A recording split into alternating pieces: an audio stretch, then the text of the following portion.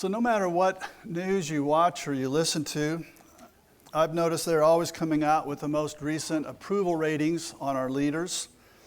It seems like we live in a culture where being critical of our leaders is the norm. And if you're not critical, well, someone else is, and they're not shy about expressing their opinion. It doesn't just happen with our governmental leaders. It also happens in the workplace. It happens in our schools. It even happens in our churches. When people don't agree with the leadership, they become critical, even to the point of trying to convince others who aren't so maybe opinionated that the leaders are the wrong leaders at this time. Is it ever right to challenge our leaders? Is it ever right to do that? And if so, how do you know where the line is so that you don't end up crossing over that and end up rebelling against God's appointed leaders? Well, our story this morning takes us to Numbers 16. In this chapter, we find Israel now unable to go up into the promised land. For the rest of their days will live in the wilderness.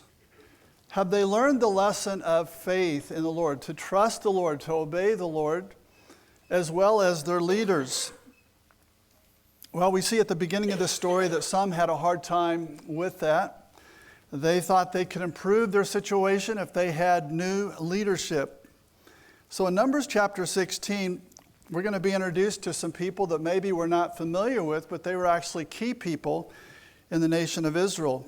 Verse 1. Now Korah, the son of Izhar, son of Kohath, son of Levi, and Dathan and Abiram, the sons of Eliab, and On, the son of Peleth, sons of Reuben, took men, and they rose up before Moses with the number of the people of Israel, 250 chiefs of the congregation chosen from the assembly, well-known men. So this challenge is going to be from key people within the congregation. The first one that's listed is Korah. We know that his genealogy is given, and he is one of the descendants of Levi. You can find the genealogy in Exodus chapter 6 and verse 16, but his grandfather was one of the three sons of Levi. Now the Levites were not priests, but they were there to assist the priests in their ministry in the tabernacle. All the priests, according to Numbers chapter 1 and verse 53, were to live in close proximity to the tabernacle, the place of worship of God. They were to be like this buffer around the tabernacle so that no one who was unauthorized could go into the tabernacle and bring on God's judgment and defile that place. So they were like the security, they were like the police to make sure everything stayed safe.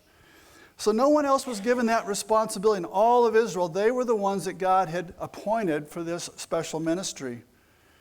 But what we see here in these first two verses is that when people get a bad attitude toward the leadership, it doesn't take long for that bad attitude to spread around.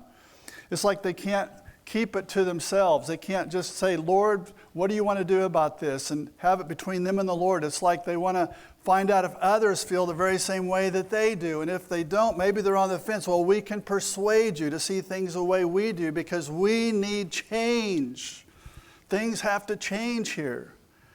And so we see in verse 2 that Korah and these other three men that are listed in verse 1 did a pretty good job of sowing their seeds of discontentment and disloyalty toward the leadership. They have 250 men now that are convinced. And so we see their strategy. Their strategy is to select those that have made a name for themselves in the nation of Israel that people look up to, people will respect, people will be influenced by them, and they've appointed these 250 that agree with them, with their point of view, that the leadership needs to change. And so now they're ready to challenge the leadership in verse 3. They've talked enough, now no more talk, now action. They assembled themselves together against Moses and against Aaron and said to them, now we see the charge, you have gone too far, for all in the congregation are holy, every one of them, and the Lord is among them. Why then do you exalt yourselves above the assembly of the Lord? So it's not a humble appeal to their leaders. Hey, we've been praying. We have some current concerns. Would you listen to us? No, it says they are against Moses and Aaron. They are actually leading a rebellion against their leaders. So their complaint is that, Moses, you and Aaron have too much authority over everybody else. You have direct access to God and no one else does. That's not fair because all of Israel is holy, they say. And that was true. That was true. All of Israel was holy. All of Israel did belong to the Lord. Back in Exodus 19 and verse 6, God said to the whole nation, you are a kingdom of priests to me and a holy nation. So part of what they said was true. But they should have known better than to challenge God's leadership because they could be liable for judgment from God. Did they not remember what happened back in Numbers chapter 12? The challenge came from Moses' siblings, from his sister Miriam and from his brother Aaron. They came to him, and in verse 2 they said, has the Lord indeed spoken only through you, Moses? Has he not spoken through us also? And the Lord defended Moses. Yet Moses is the only one I speak to, that I speak to. No, nobody else. And then God, in judgment, he struck Miriam with leprosy. Just like that. She turned white with leprosy. She was defiled and unclean. And Moses interceded for her. He said, Lord, don't do this to her. Lord, she didn't mean it. Lord, please take it back, this judgment. And the Lord said, okay, I'll heal her, but first she must be outside the camp for 7 days as a defiled, unclean person before she can come back and be among God's people. So Korah knew this. He knew that others had challenged the leadership of Moses and what God did to them when they did that. But that doesn't keep him back from this challenge against the authority. They have too much of it. You have too much authority, too much access to God. But what they fail to realize is God is the one who appointed Moses. God is the one who called Moses to be the prophet. That God was the one that spoke directly through Moses. He was God's prophet. And Aaron was the one that God chose to be the high priest, and his sons to be the priest. If you go back to Leviticus 8 and 9, God called them and God consecrated them for the priesthood. So he is the only one who has access directly to me, that has the sacrifice that I prescribed that I will accept for your sin. Nobody else has that kind of access. So to challenge these leaders is to challenge God's order. To challenge these leaders is to challenge God's system of worship that he set up. There is only one person who can approach God, not everybody. And there is only one way to approach me as your holy God.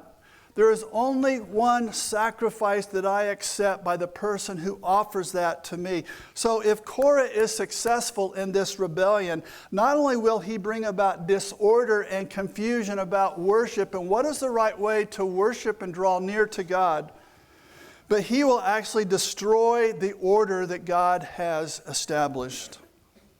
It is no wonder that in the New Testament, the writer in Jude, verse 11, calls this the rebellion of Korah. He is a false teacher and he's rebelling and leading God's people away from the Lord. We're all going to be tempted to, I need to be careful in my choice of words here, be critical of our leaders. And I'm not preaching this sermon this morning because some of you have been totally against me and I am just defending myself up here tooth and nail. This is just preventative maintenance, all right, for our church and just how we function in our town and in our culture. But I think it's just human nature that we look at our leaders and we see their mistakes, some of them glaring mistakes. And it's easy for us to be critical of them and think only if we had a different leader, things would be so much different. And we just kind of pile on social media and, I mean, it gets nasty, doesn't it? Do we ever do that? Think when you're getting critical of your leader and you're saying, oh, I wish they would not do this, and I wish we'd just get a different leader. First, look at yourself. In challenging my leader and blaming my leader, Am I not dealing with my own sins, my own faults? Am I not dealing with my own shortcomings? Am I overlooking things in my life that I'm not willing to deal with and work on because I'm so focused thinking about my leader and how, they fall so short of what they ought to be right now? I think if most of us looked at our own lives, we would see enough wrong, enough that we need to be working on, not to be focused on other things instead of what God is dealing with me in my life.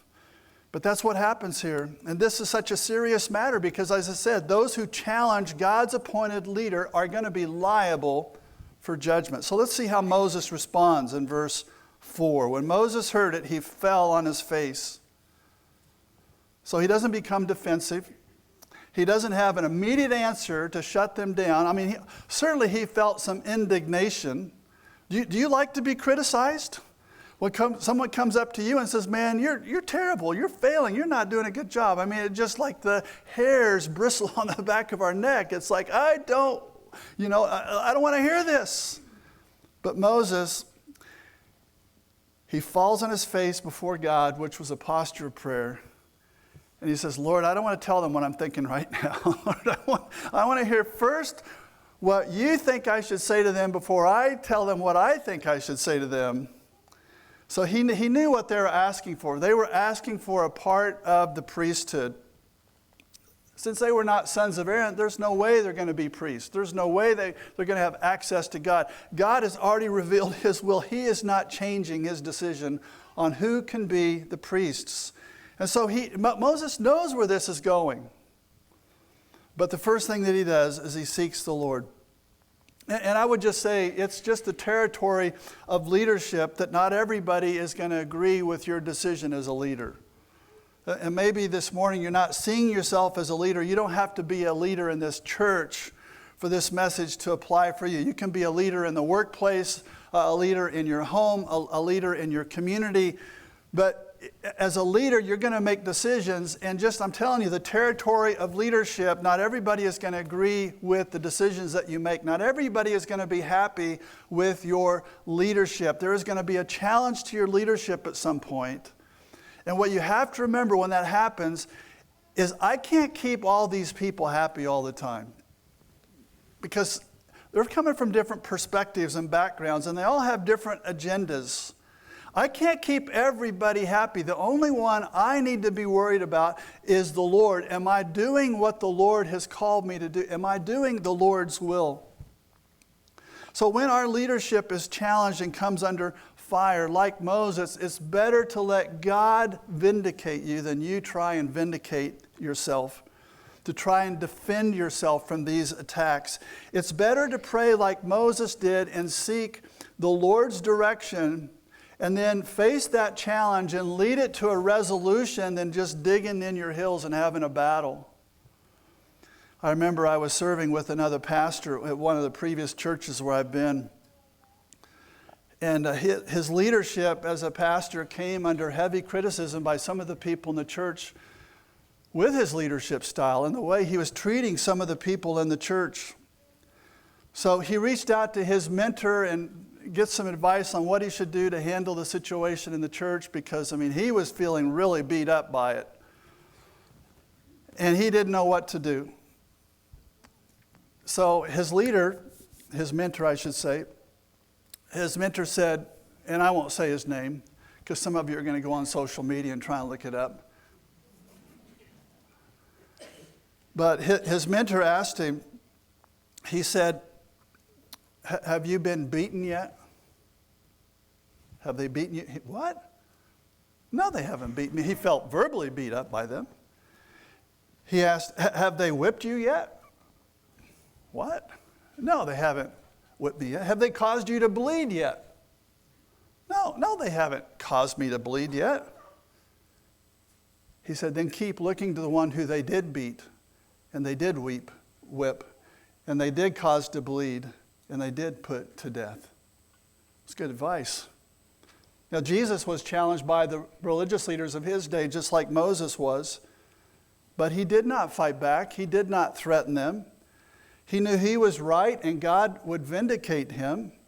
And on the third day, God did show that Jesus was right, that he is the Lord and Savior when he raised him up bodily from the dead.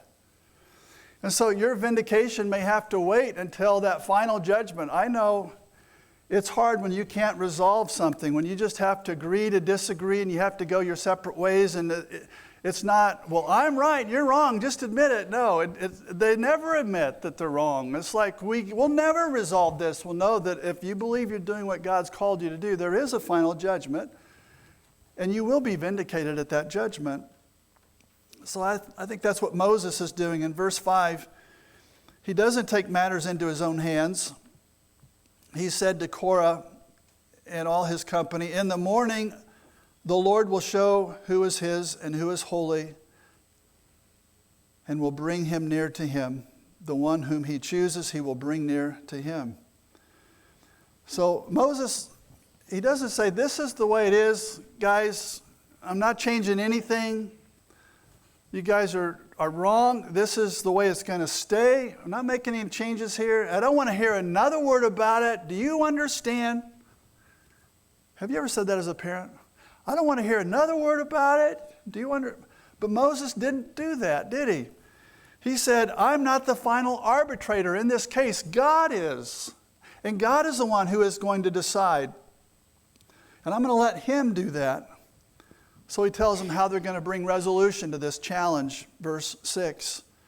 Do this, take censers, Korah and all his company, and put fire in them and put incense on them before the Lord tomorrow. And the man whom the Lord chooses shall be the Holy One. You have gone too far, sons of Levi.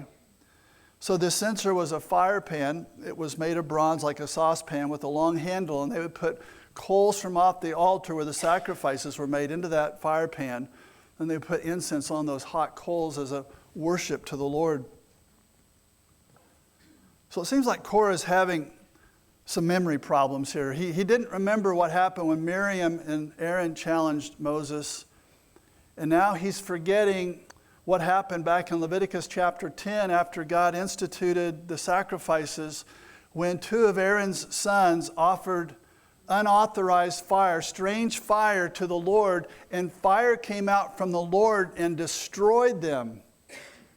The wrong kind of worship is a dangerous thing, and they forgot that.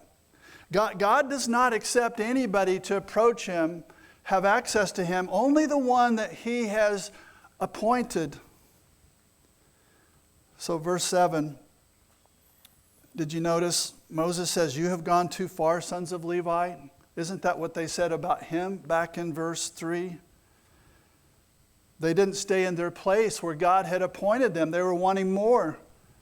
And so Moses begins to exhort them, to call them, to think about what they're doing, of where the Lord has placed them to serve him. We see in verse 9, is it too small a thing for you that the God of Israel has separated you from the congregation of Israel, to bring you near to himself, to do service in the tabernacle of the Lord, and to stand before the congregation, to minister to them, and that he has brought you near him, and all your brothers, the sons of Levi, with you? And would you seek the priesthood also? You know, back in verse 3, Korah accused Moses of exalting himself.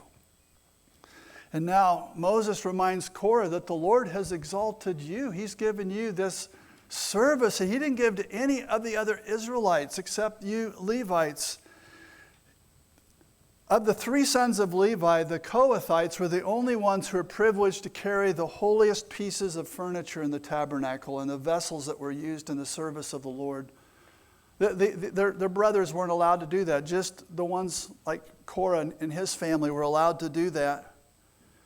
And so he should have been content with the place that God put him, the service that God wanted for him. But he wasn't content with that. He was looking at the sons of Aaron and what they were able to do, how they were able to draw close to God, closer than he was.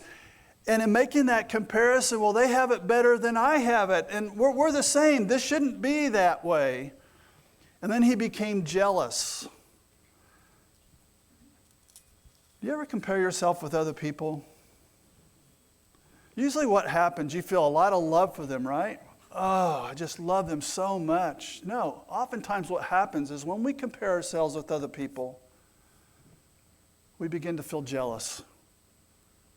Well, they have what I want. I should have that. And then when we get jealous, that leads to what? It's this story unfolding. Well, what should Korah have done when he began to compare and he began to feel that jealousy? He began to want to challenge and talk to people, and let's get some new leadership here. We need some changes around here. This isn't fair. He should have been thanking God for his place of service. Lord, I can be content where you place me, and this is an amazing thing that you've given me, God, to help the priest and the people in this service, this ministry. I don't deserve this, God, thank you. But because he wasn't willing to check those thoughts of jealousy, this is what happened to him. So Moses in verse 11 sees the challenge for what it is. Therefore it is against the Lord that you and all your company have gathered together. What is Aaron that you grumble against him? So this isn't against me. Moses is not taking this personally here. This is against the Lord. And the complaint, now it's turned to, he calls it a grumble. You're saying that God's choice for me, the prophet, for Aaron, the high priest, that God made a wrong choice. You're saying God made a mistake. You're grumbling against God. You're saying that this order of worship, this system that God has set up, of who can approach God, of how they approach God, you're saying that that really wasn't the best system because it's too, exclusive. I mean, there's so many other people that should have a stake in this. And he's saying, no, God, I'm grumbling against you. And he's saying, this is against God. That's not right. Verses 12 to 15, I'm going to skip over that. But there's two other rebels that we saw back in verse 1, Dathan and Abiram. And Moses is calling them to come like a subpoena. And they refuse to come. It's like, we're not going to be under your authority. And they attack him. And from that attack, we see their distorted perspective. And they're calling Egypt, where they were enslaved, as the land is flowing with milk and honey. And they accused Moses of bringing them into the promised land. No, it wasn't Moses' fault. It was their unbelief and rebellion against what God called them to do. So they're saying that Moses has led them out in the wilderness to die. They're making all these accusations against Moses. And it's just kind of, he's upset. He says, Lord, don't accept their offering. And now we come to verse 16. We have the showdown. So Moses, before Korah leaves, he reminds him, he reiterates the details of the challenge, of the resolution. Be present, you and all your company, before the Lord, you and they, and Aaron tomorrow. He reminds them, let every one of you take his censer and put incense on it. Every one of you bring before the Lord his censer, 250 censers, and also in Aaron each his censer. So every man took his censer and put fire in them and laid incense on them and stood at the entrance of the tent of meeting with Moses and Aaron. Then Korah assembled all the congregation against them at the entrance of the tent of meeting. So they have the night to think about it, and they don't think about it. This is what we're going to do. They reconvene in the morning. They're all ready to go. 250 men, 250 censers. This is a big showdown. What's going to happen? Who is God going to accept to draw near to him? And somebody else shows up. We see at the end of verse 19, and the glory of the Lord appeared to all the congregation. He wants everybody to know that he is there, this bright, radiant light that's shining from the Lord. And the Lord, verse 20, spoke to Moses and to Aaron, saying, separate yourselves from among this congregation, that I may consume them in a moment. So God's making it known right then and there what he's going to do. He's going to just destroy these 250 men, Korah and all those that are with him. And they fell on their faces, verse 22, and said, O God, the God of the spirits of all flesh, shall one man sin? And will you be angry with all the congregation? So they're reasoning with God. God, think about this.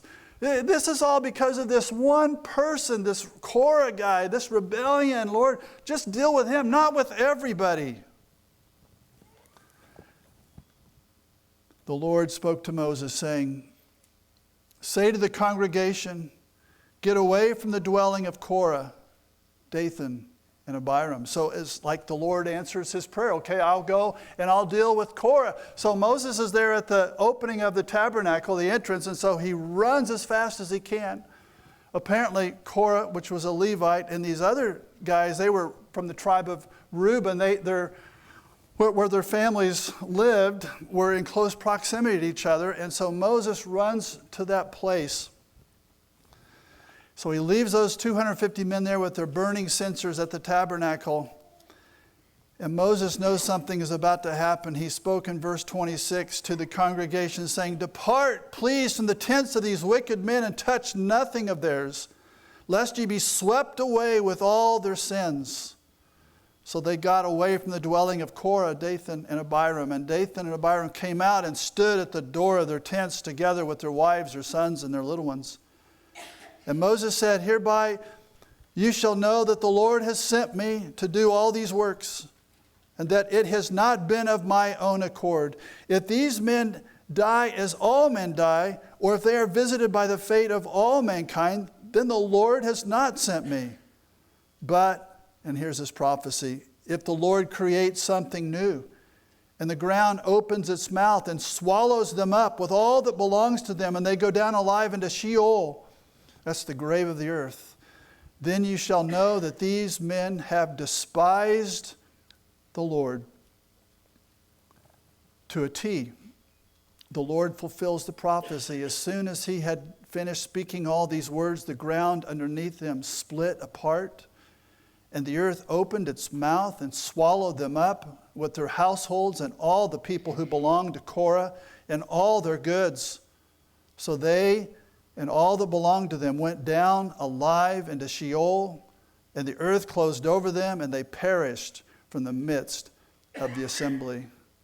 It's like these families were living on top of a sinkhole. They didn't realize it. And as soon as Moses gave this prophecy, the Lord responded, and he opened up that sinkhole, and all three of those families went down alive, buried alive in the earth. Verse 35, right after that, back at the tabernacle, fire came out from the Lord and consumed the 250 men offering the incense. It was pretty clear whose side God was on. He was on the side of his appointed leaders, those who would challenge his leaders. And then in verse 36 to 40, I'm going to skip over those verses, but God is giving instructions to Moses on how they are to clean up that site where these 250 men have just perished, and what he's to do with these censers, these fire pans, and how it's going to be a memorial, a warning to the children of Israel not to stand up against God's leaders. But beginning in verse 41, we have a new challenge that rises up against Moses. On the next day, all the congregation of the people of Israel grumbled against Moses and against Aaron, saying, "You have killed the people of the Lord." And when the congregation had assembled against Moses and against Aaron, they turned toward the tent of meeting. And behold, the cloud covered it, and the glory of the Lord appeared. So now, what happened with Korah, with Dathan and Abiram, this is the third challenge to his leadership in this chapter. And they have seen the dramatic judgment that God brought on Korah, on the 250 men. I mean, I think at this point I would be in fear and trembling of my leaders. If God brings that kind of judgment on those who challenge and complain against God-appointed leaders, I think I'd be trembling in my boots. And what do? They're grumbling. They're just picking up where Korah left off. And now, in their perspective, they're accusing Moses and Aaron of the ones who were to blame of these men all dying. They're accusing them of murder. I mean, wow. It's like there's no trust in their leaders. All they can do is blame and want to rebel against them. We don't want to be under your authority. And so we see God's response. God shows up again with the cloud. over the tabernacle the glory of the Lord. And Moses and Aaron came to the front of the tent of meeting. And the Lord spoke to Moses, saying, "Get away from the midst of this congregation, that I may consume them in a moment." And they fell on their faces. They're again praying before the Lord. It doesn't say what they prayed, but Moses senses God is not going to hold back this time. God is not going to relent in the judgment that he gives to these people. He is going to let them have it this time. And so he orders Aaron to go and get a censer to make an atonement for the people.